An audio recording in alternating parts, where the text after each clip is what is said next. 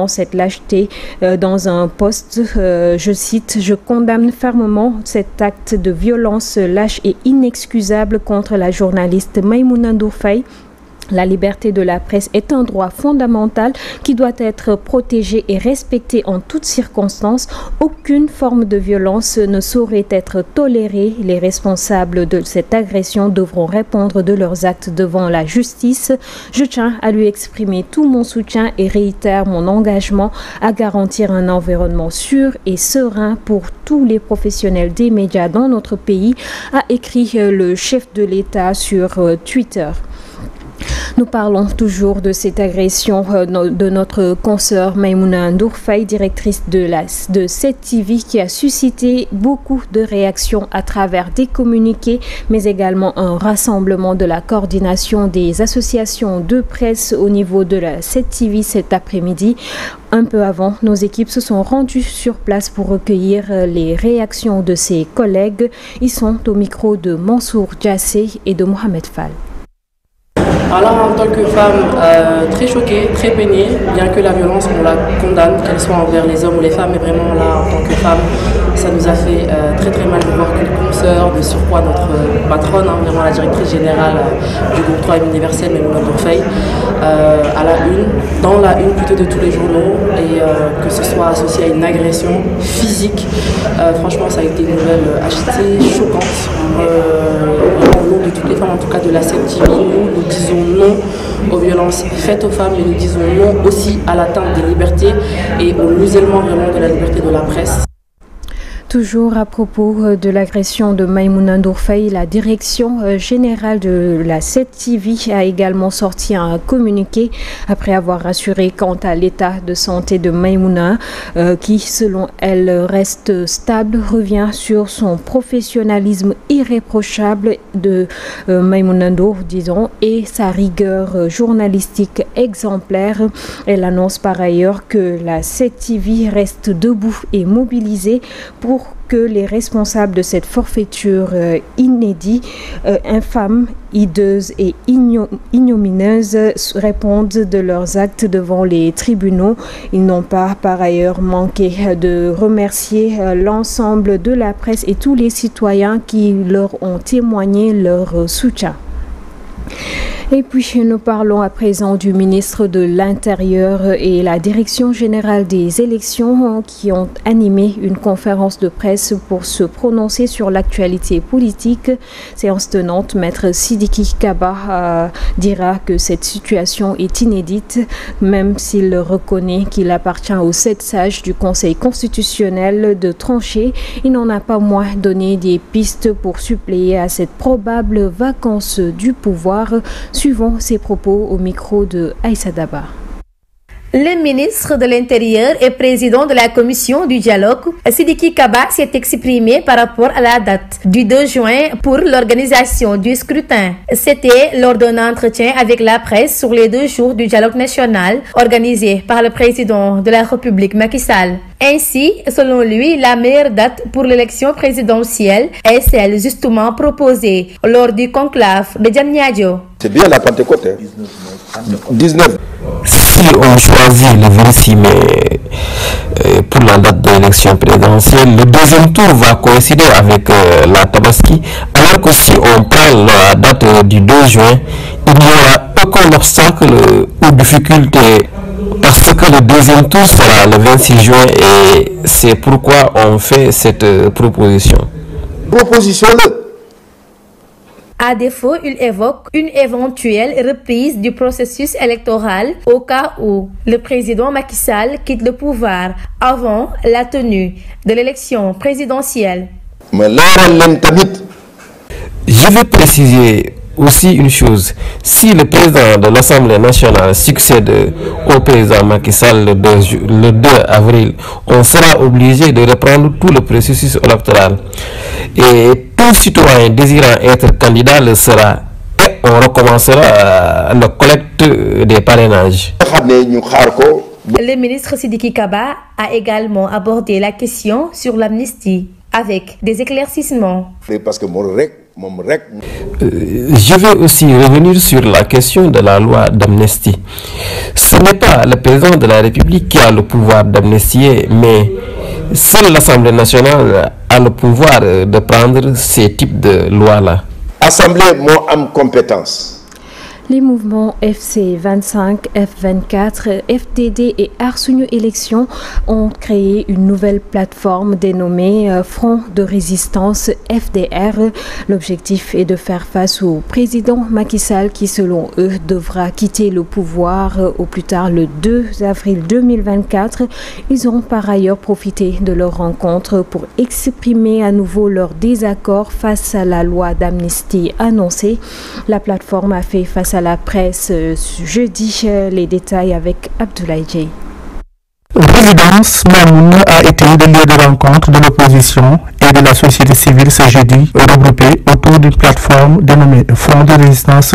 Il demande à Macky Sall de libérer le pouvoir. C'est un jour d'espérance qui renaît.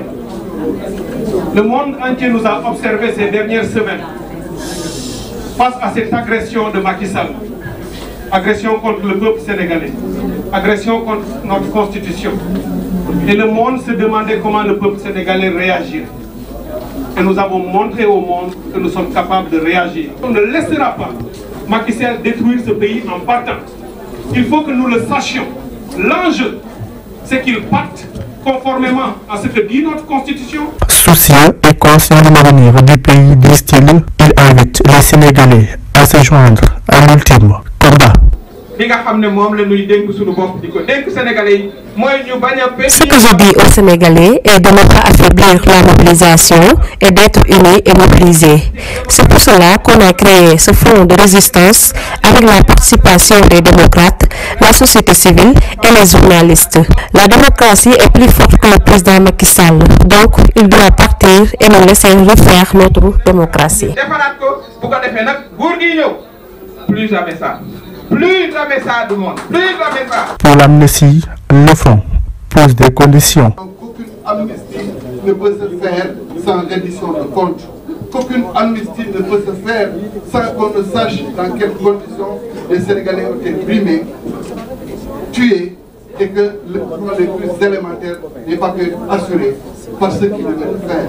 Nous nous inscrirons définitivement contre ce projet en cours et nous nous mobiliserons partout besoin de fera pour que la démocratie sénégalaise reste debout. Après F24, une nouvelle plateforme a vu le jour. Il s'agit du front de résistance composé de FC25, F24, FDD et Arsunu Élections. Ces acteurs mutualisent leurs forces contre Macky Sall et donnent rendez-vous aux Sénégalais les jours à venir.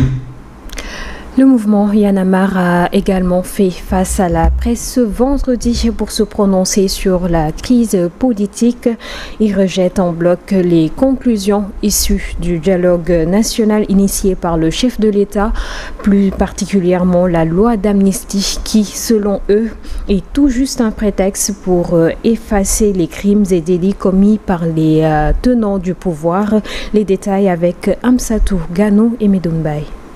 Voilà que le même Macky Sall, au prétexte d'un prétendu pardon et réconciliation nationale, a décidé lors d'un énième simulacre de dialogue national qu'il a organisé les 26 et 27 février 2024, de soumettre à l'Assemblée nationale un projet de loi d'amnistie générale dont l'objectif est d'effacer les crimes et délits commis de 2021 à 2024. D'ailleurs, le texte a été déjà adopté en Conseil des ministres et il doit passer en mode fast-track à l'Assemblée nationale, en tout cas le projet de loi. Cette décision inattendue, non concertée et inopportune, prise à la surprise générale, est systématiquement rejetée par les familles des victimes, les personnes détenues arbitrairement et tous les citoyens soucieux de justice. Fidèle à ses idéaux fondatrices, le mouvement Y en a marre dénonce cette façon de faire de la politique consistant à bâillonner, à jeter en prison d'honnêtes citoyens dans des conditions inhumaines et à refuser d'ouvrir des enquêtes pour clarifier les décès de dizaines de citoyens et finir par jouer aux sapeurs-pompiers. Le mouvement Y en a marre invite tous les candidats à l'élection présidentielle 2024 à prendre un engagement public à combattre ce projet de loi et à l'abroger au besoin, car elle est unique et ses bénéficiaires encore inconnus sont autres que les Sénégalais. Les migrations irrégulières, nous en reparlons dans cette édition après le chavirement d'une pirogue à Saint-Louis. Le problème persistera tant que les jeunes auront des difficultés d'obtention de visa. C'est du moins l'avis de Souleymane Alioune Diallo de l'ONG Otra Africa. À l'en croire, il faut que le ministère des Affaires étrangères prenne ses responsabilités. Ces propos sont recueillis par Aïssatou Ba. Nous avions déjà alerté lors de notre forum international que cette vague de migration ne va pas arrêter. Malheureusement, ça continue. Les solutions sont là. Nous pensons qu'aujourd'hui, par rapport à cette migration, c'est à l'autorité sénégalaise de prendre ses responsabilités et de convoquer les consulats européens à Dakar afin de susciter, de donner de l'espoir, parce que les jeunes n'ont plus espoir par rapport aux procédures administratives. Vous vous rendez compte, même pour avoir un simple rendez-vous, pour déposer son visa, c'est un problème. À plus forte raison, la délivrance des visas. Donc, moi, je pense que le gouvernement du Sénégal, le ministère des Affaires étrangères, est en premier lieu responsable afin de convoquer et d'ouvrir l'espoir, que les jeunes aient l'espoir d'une alternative, puisque la migration circulaire est là. Nous avons signé le pacte de Marrakech pour avoir une migration sûre, légale et contrôlée. Si nous avions des alternatives, si les jeunes savaient qu'ils ont des alternatives à travers la migration circulaire, ils n'allaient pas prendre la mer. Et donc il faudrait que les conventions que nous avons signées, les accords que nous avons signés avec les pays de l'Union européenne, que le Sénégal puisse vraiment, le ministère des Affaires étrangères, heureusement que nous avons un juriste à la tête de ce département, vraiment frapper sur la table pour le respect de ces accords-là. Le problème, c'est la précarité, le problème de l'emploi, le problème du chômage, le problème monétaire.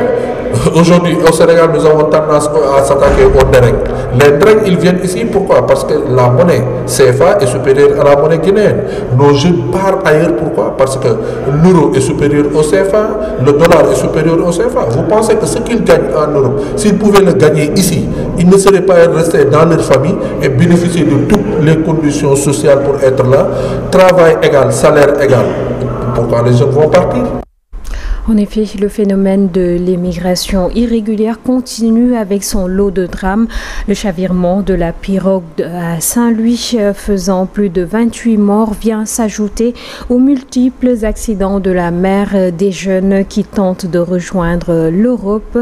Nous nous intéressons aujourd'hui aux facteurs qui sont généralement cités comme étant à l'origine de cette migration. En milieu urbain, le sous-emploi, l'accroissement de la pauvreté, la généralisation du chômage, la précarité et la faible rémunération du travail sont des éléments qui accentuent le phénomène, nous dit Sambou Biagui dans ce regard critique. La dégradation généralisée des conditions de vie en milieu rural constitue en soi un facteur répulsif qui pousse la plupart des jeunes à partir. La crise de l'agriculture, due à la faiblesse de la pluviométrie, à la sécheresse, au manque de matériel agricole performant, au renchérissement du prix des engrais et à la dépréciation des matières premières, notamment l'arachide et le coton, ne laisse aucune possibilité d'épanouissement aux jeunes. En plus, l'inadaptation de la formation scolaire au monde du travail et l'échec scolaire incitent beaucoup de jeunes diplômés et de sans-emploi à partir. Du côté des travailleurs, le bas niveau des salaires les pousse à s'expatrier à la recherche de meilleures conditions de vie.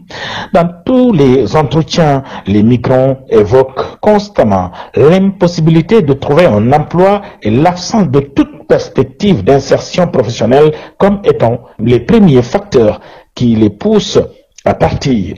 Sans avenir, les jeunes ont le sentiment, en effet, de mourir lentement dans leur pays. Émigrer est pour eux donc une alternative à la situation que leur offre leur pays. L'immigration est d'abord vécue comme un refus de la dévalorisation de leurs conditions d'être humains et une révolte face à la déchéance. Dans cette perspective, émigrer devient une quête individuelle et une affirmation de soi. L'image du jeune chômeur qui se couchait et se réveillait tard, qui était assuré de prendre ses repas quotidiens, qui buvait tranquillement son thé à la longueur de journée en écoutant de la musique, tend à disparaître progressivement. Le regard des autres pèse de plus en plus sur le jeune chômeur et le contraint de sortir de la maison. Le choix et la décision de partir des candidats à l'immigration clandestine sont aussi influencés par l'image que propagent les émigrés en vacances dans le pays. Les immigrés qui reviennent au pays sont perçus comme des modèles de réussite. Ils circulent à bord de belles voitures, possèdent dans certaines localités rurales les plus grandes maisons. Ils font étalage donc de biens matériels acquis en Espagne. Aux yeux des jeunes restés au pays, ceux qui sont partis ont réussi très vite.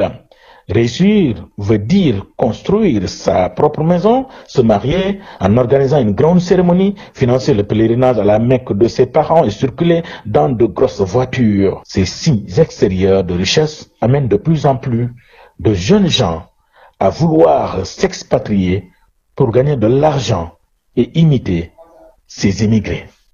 À présent, nous parlons de l'occupation anarchique de la voie publique, un problème qui persiste dans la ville de Dakar.